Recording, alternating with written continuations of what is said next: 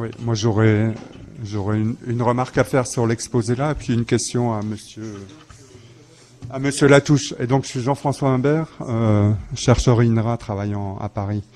Par rapport à votre exposé là, c'est intéressant parce que moi j'ai beaucoup travaillé sur le lac du Bourget, avec un Planctotrix aussi qui était pas tout à fait celui-là, mais qui c'est sa sœur jumelle. C'est la même espèce. Et en fait, ce Planctotrix, son histoire, c'est que quand le lac du Bourget était très eutrophisé, finalement, les problèmes avec les cyanos étaient assez réduits. C'était plutôt des chloros, des diatos, des trucs comme ça qui faisaient l'essentiel de la biomasse. Et puis, c'est dans la phase d'amélioration du lac que le Planctotrix est arrivé. Et notamment quand on a atteint des valeurs autour de 30 microgrammes par litre de phosphate. Et en fait, ça s'expliquait par le fait que la diminution de la biomasse limitait la plupart du phytoplancton. Et le Planctotrix, qui était capable de se développer juste sur la thermocline à une quinzaine de mètres de profondeur, lui arrivait à récupérer du phosphore qui était relargué par les sédiments et qui arrivait dans cette couche intermédiaire. Donc j'ai l'impression que vous êtes dans un schéma qui est très, très similaire à ce qui avait été observé et qui a été observé dans plein de lacs alpins, le lac de Garde, des lacs en Suisse. Et la prévision qu'on avait faite, à la lumière de ce qui s'était passé dans les autres lacs, c'est qu'il fallait descendre en dessous de 15 microgrammes par litre pour éliminer le Planctotrix. Et effectivement, quand ils ont réussi à atteindre cette limite-là, le Planctotrix a disparu. Alors il revient un petit peu de temps en temps, mais plus du tout dans les mêmes proportions. Et donc voilà. Donc ce que je veux dire par là, c'est qu'on peut avoir des états intermédiaires comme ça qui sont favorables à une espèce à un moment donné, quoi. Et effectivement, ça peut être, quand c'est arrivé dans le Bourget, je peux vous dire que ça a fait beaucoup de bruit parce que il y avait eu un programme monstrueux pour restaurer le lac du Bourget. Ils étaient à 120 microgrammes par litre, ils arrivent à 30, tout le monde était content. Et là, les ennuis commencent. Et tout le monde s'est déchaîné contre les programmes de restauration, etc. Alors qu'on était juste dans une phase de transition et qu'après, une fois qu'on a eu dépassé un peu cette limite-là, on a retrouvé une qualité d'eau. Donc voilà, si ça peut vous servir d'exemple. Merci. J'étais un petit peu au courant de ce fait-là, que d'autres retenues profondes et translucides avaient des problèmes un peu comparables avec d'autres Planctotrix. Aussi, on imaginait que c'était par la baisse encore des taux de phosphore, que pourtant on a du mal à mesurer, se trouvait la solution. C'est pas évident de travailler là. Vous voyez que les courbes étaient plutôt à la baisse, mais moins que sur le reste du bassin de l'Elorn, qui est un programme d'action global, hein, sur l'azote surtout, mais ça progresse partout, un peu moins vite là, parce qu'on part d'une situation, les monts d'arrêt, privilégiés, mais au dire de la production agricole, plutôt défavorisée. Le bocage est encore dense, donc on a beaucoup de mal à éviter qu'il soit cassé. Les poulaillers ont pas mal disparu aussi, et c'était le gros apport dans ce secteur-là, puisque c'est un peu loin des axes de communication, donc c'était les poulaillers qui étaient les plus rentables, mais ils ont eu une belle claque. Et donc on a du mal à demander des choses supplémentaires aux agriculteurs, dans ce cas-là, qui ont envie de s'intensifier, de se moderniser et compagnie, quoi. Mais on sait que la solution est là, ça va pas être facile. On a quand même imaginé, parce que le pépin de la stratification thermique, c'est que même s'il y a peu de vases, ce qui est le cas, ça a été confirmé, on a fait des bathymétries récentes, on a envoyé des plongeurs qui ont confirmé qu'il y avait peu de vases et qu'il n'y en avait pas plus que 10 ans auparavant, où on avait fait également une vidange qui avait permis de tout voir. Donc il n'y a pas d'aggravation, a priori, il n'y a pas... La seule vase, c'est le phytoplancton qui meurt. Donc elle est très labile, très mobilisable, et il y en a sans doute suffisamment pour donner tout ce qu'il faut comme phosphore. Donc diminuer les apports, on ne sait même pas si ça servira, parce que c'est a priori quand ça stratifie que ça donne le phosphore à manger aux algues, même si la première fois qu'on les a vus, c'était en mars, alerté par des associations, et sans doute en janvier, après coup, remémoré par nos collègues barragistes. Donc en hiver, et c'est ça qui a étonné tout le monde, c'est que notre barrage, les premières fois qu'on a vu les cyanos, c'était en hiver, avec de l'eau très froide. Mais sans doute, elle venait mourir en surface, elle s'était développée à 10 mètres. Voilà. Le Planctotrix, c'est une bête qui aime le froid, hein, donc il y a aucun problème pour elle. Au Bourget, à 7 degrés, elle se développe très bien, hein, en plein hiver. Donc non, c'est vraiment pas une cyano sensible à la température, au contraire. Oui, donc là, c'est intéressant comme réflexion parce que en hiver, il n'est pas stratifié. Parce qu'on a réfléchi soit au curage des queues de retenue pour enlever le phosphore qui s'y trouve, notamment l'affluent plus chargé. Mais on s'est dit, ce qui arrive des affluents, c'est en hiver. Va se déposer essentiellement tout ce qui est terrigène, phosphore particulaire, dans la queue de retenue de cet affluent chargé, qui se trouve dénoyé en période estivale quand ça stratifie. Donc c'est pas ça qui est mobilisé pour alimenter les algues. Voilà ce qu'on s'est dit. Par contre, effectivement, si les planctotrix se développent en hiver, on peut imaginer que le phosphore qui arrive plus en hiver est susceptible d'alimenter directement. Ouais. Donc là, la remarque de Luc, qui connaît bien le dossier, c'est qu'on a regardé tous les aspects. Donc là, je ne vous ai pas tout présenté, bien sûr.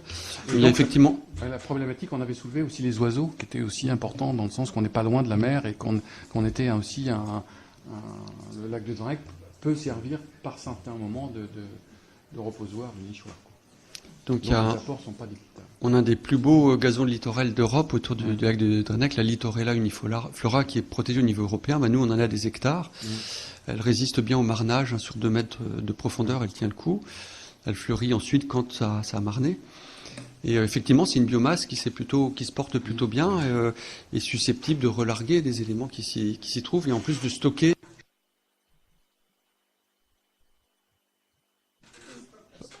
Comment ?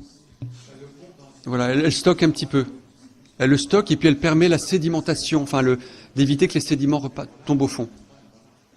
Et il y a effectivement des oiseaux qui posent des problèmes par rapport aux bactéries fécales sur les plages, puisqu'il y a des plages qui sont suivies par l'ARS, mais qui apportent également, sans doute, du phosphore.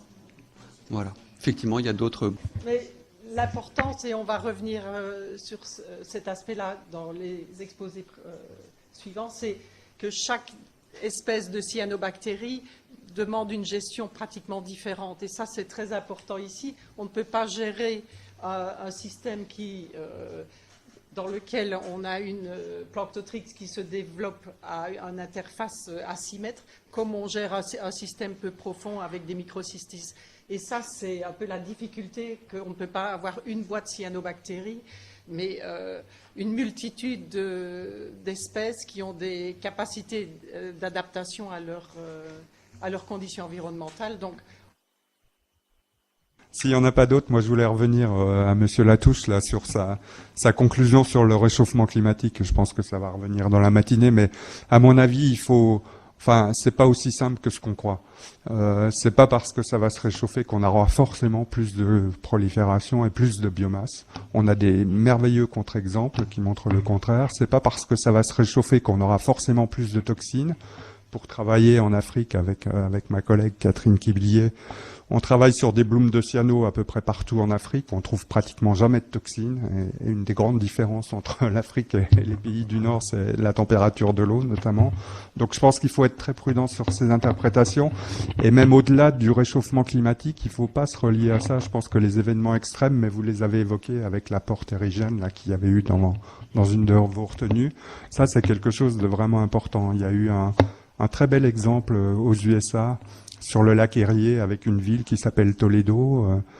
Pendant 3 semaines, ils ont distribué de l'eau en bouteille à 400 000 habitants. Vous imaginez ce que ça représente.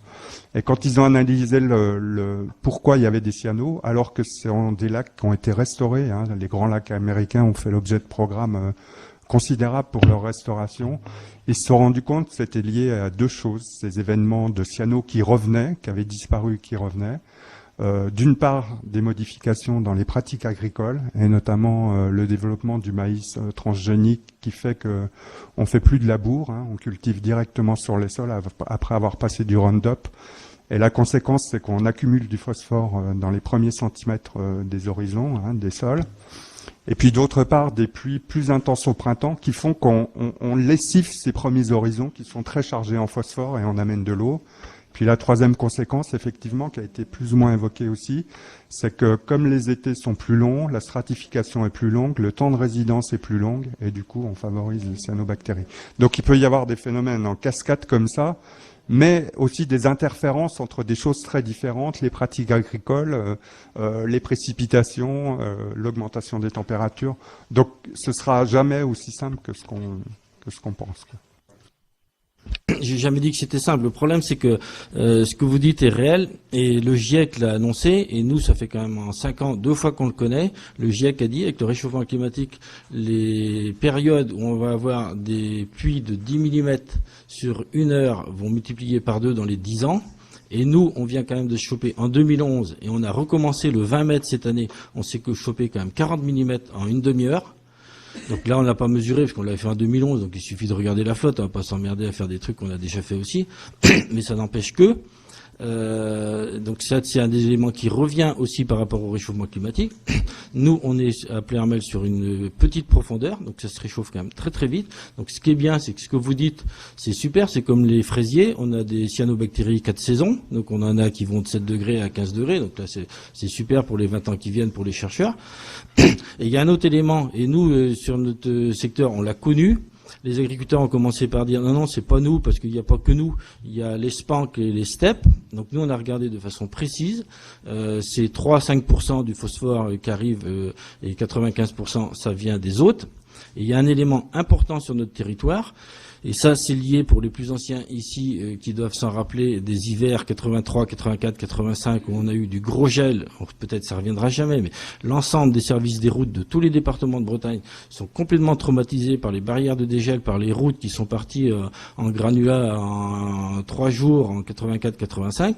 Et du coup, maintenant, ils vous font des drainages de routes d'une profondeur incroyable où on a l'impression qu'ils sont actionnaires des sociétés de tractopelles, et dès qu'il y a un peu de trucs, ils vous en remettent. Et là, quand vous avez des grosses périodes d'orage, ça arrache dans le fond des routes de façon importante, et quelle que soit la vitesse des mouches, là, vous en aurez tout le temps. Mais la question, est-ce que c'est le changement climatique ou est-ce que c'est justement les apports en phosphore, quoi? Enfin, je veux dire, on en revient à ça. J'ai l'impression il faut pas inverser les priorités. Je veux dire, on peut réchauffer climatiquement un lac, hein, on peut élever de 10 degrés sa température. S'il n'y a pas de phosphore à manger, il n'y aura pas de bloom de cyano.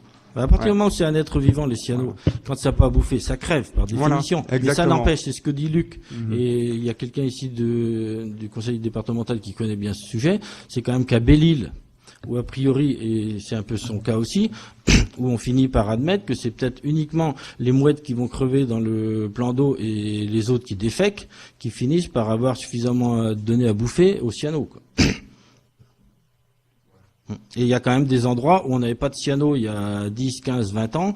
Belle-Île, à part les touristes et le reste, l'agriculture, ils sont plutôt quand même en désertification qu'en antification.